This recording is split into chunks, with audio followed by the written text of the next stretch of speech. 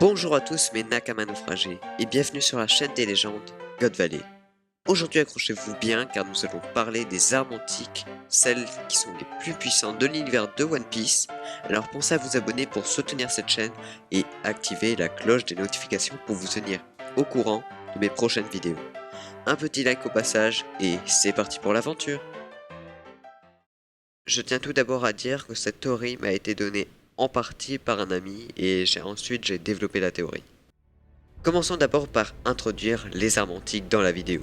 Elles sont au nombre de 3, Poséidon, Pluton et Uranus. Poséidon pour le monde sous-marin et incarné en Shirahoshi.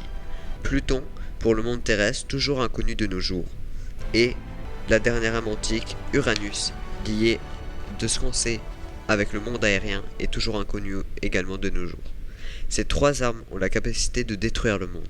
C'est pour ça que le gouvernement mondial tente par tous les moyens de les récupérer. One Piece wa jitsuzai suru!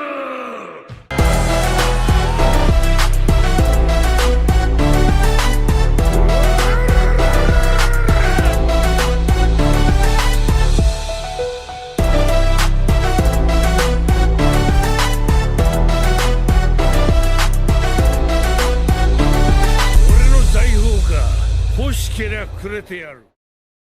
Il y a plusieurs siècles de cela, lorsque les rois de différentes cultures s'unirent pour créer l'organisation du gouvernement mondial, il y avait comme arrière-pensée de réunir tous ces rois pour faire main basse sur les armes antiques. Or, certains rois que vous connaissez très bien, la famille Nefertari, celle de Vivi, et les hommes poissons, celle de Shirahoshi, restèrent sur Terre, en refusant l'avantage d'être des dieux, déjouant ainsi le plan d'un certain personnage, Im-sama, qui était déjà vivant à cette époque. Les ancêtres de la famille Nefertari et des hommes poissons avaient donc refusé tous ces privilèges pour protéger les armes antiques qu'ils possédaient quelque part dans leur royaume, peut-être même sans le savoir, dans leur descendance. Et tout comme eux, l'armée révolutionnaire, opposée drastiquement au gouvernement mondial, détiendrait eux aussi une arme antique incarnée dans le père de Luffy, Monkey D. Dragon.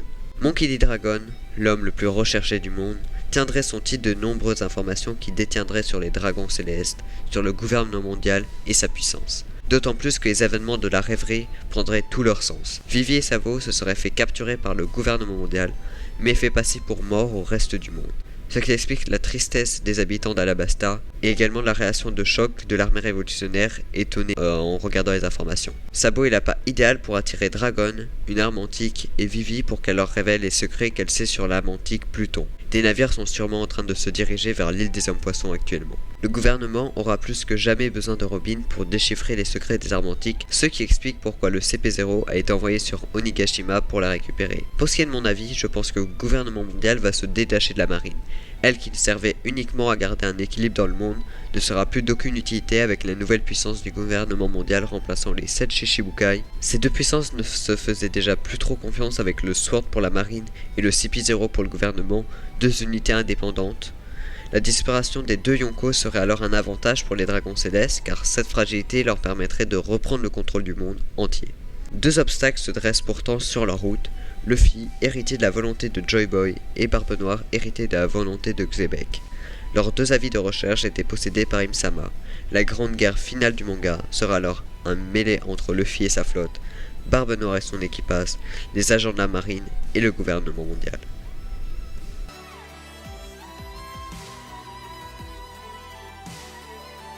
Il est possible que Luffy veuille s'infiltrer à Marie-Joise, ce qui créerait un parallèle entre Impel Down et Marie-Joise. Pour s'infiltrer, Luffy aura besoin d'un complice connaissant parfaitement les lieux et à l'abri de tout soupçon. Myosgard, le dragon céleste, serait cet homme. Celui qui avait été sauvé par la reine Otohime sur l'île des hommes poissons pourrait remercier une bonne fois pour toutes la reine en aidant le protecteur de l'île des hommes poissons en personne, le nouvel empereur des mers, Monkey D. Luffy, à sauver son frère, Sabo.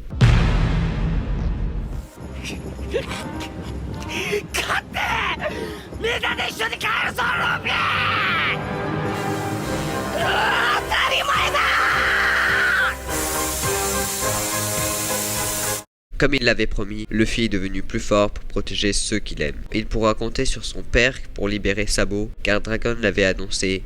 Il y a 2 ans de cela, il avait dit que ce n'était pas encore le moment d'intervenir. Le moment est maintenant venu. C'est aux côtés de son fils qu'il supprimera une bonne fois pour toutes les dragons célestes. Ensemble, ils pourront libérer les esclaves qui se rangeront sûrement à leur côté. Peut-être pas. Si on reprend le parallèle Impel Down maréchoise, alors un certain personnage pourrait ressurgir au devant de la scène malgré lui. Et oui, je pense que vous l'avez tous deviné, Baggy pourrait de nouveau être impliqué dans cet arc, après un malheureux concours de circonstances, comme à Impel Down. Je vais vous le raconter. L'ordre des Shichibukai est dissous, et Baggy, qui faisait partie de cette organisation, se retrouve encerclé par la marine. Encore par un événement absurde, il se ferait capturer, mais laissant croire à ces hommes qu'il s'est sacrifié pour eux. Baggy se retrouve ainsi, à nouveau, au 6e cercle de Impel Down, juste à côté de la cellule du démon céleste, Doflamingo. Pour faire court, Doflamingo pourrait soit proposer un deal à l'ex-Shichibukai, ou bien le menacer, et userait de l'une de ses capacités pour s'évader. Je ne sais pas comment il pourrait s'évader, mais il est évident que Doflamingo allait revenir dans l'histoire. Échappés tous les deux de la prison, Doflamingo voudrait aller se venger de ceux qui l'ont trahi, sans hésitation, les dragons célestes, et Baggy l'accompagnerait pour découvrir ce trésor si incroyable dont Doflamingo lui aurait parlé. Les deux ex-grands corsaires arriveraient alors en plein soulèvement à Maréchoise, avec à leur tête le chapeau de paille. Le démon céleste pourrait en quelque sorte s'allier à Luffy, car voulant tous les deux se venger des dragons célestes, car Luffy possédant le plus grand des pouvoirs, celui de rassembler le monde à sa cause. Mais où seraient alors les Mugiwara en ce moment-là? Car Luffy, en apprenant soudainement les événements de Maréchoise, voudra directement aller les secourir. Mais après son combat face à Kaido, il serait beaucoup trop fatigué pour intervenir, car ce serait cette fois aux Mugiwara d'intervenir et de soulager leur capitaine d'un poids. En utilisant le parallèle Onigashima Marineford, il est possible que Luffy fasse passer un message à ceux qui lui avaient juré fidélité en cas de problème à Dressrosa. Il rendra ainsi rendez-vous dans un certain temps sur l'île d'Albaf où ses Nakama les attendront ainsi que leur capitaine. Le reste de l'équipage pourrait ainsi s'entraîner chacun de leur côté grâce aux géants d'Elbaf réputés pour être la race la plus puissante du monde, car l'écart entre le reste de l'équipage et Luffy ne peut être trop grand. Ainsi, cette sorte de deuxième hélice pour les Mugiwara leur permettrait de maîtriser leur nouveau pouvoir. Pendant ce temps, Luffy, accompagné de Jinbe, se dirigera à Maréchoise en compagnie de sa flotte. La grande bataille de Maréchoise pourra alors commencer.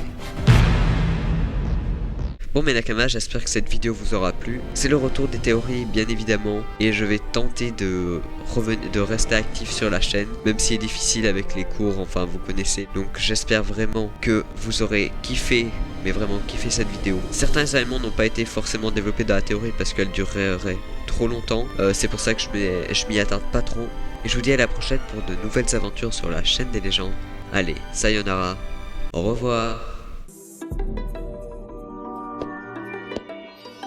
Eh bien, que voulez-vous? Pourquoi êtes-vous venu jusqu'ici? Nous sommes en pleine rêverie. Compte tenu de votre statut, vous feriez mieux de ne pas vous mêler de politique. Toutefois, nous sommes disposés à vous recevoir.